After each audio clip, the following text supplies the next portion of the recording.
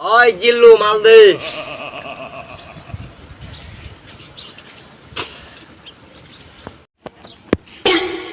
ওই চল সাকিব ভাই তোর ডাহে আয়। ওই তোর আমগো ভাই মাইরা লেবার কইছে তোর কি বাঁচাবো?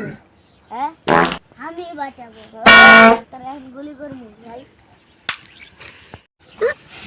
ওই তোর একবার মাইরা লেছিলাম তুই আবার জীবিত হয়েছিস না? হ্যাঁ কিন্তু বাচ্চা এখন আর বাঁচতে পারতি না। এবার রাজুকে মেরে ফেলবো। রাজুকে মেরে ফেলছি ও সাকিব ভাই আসছে।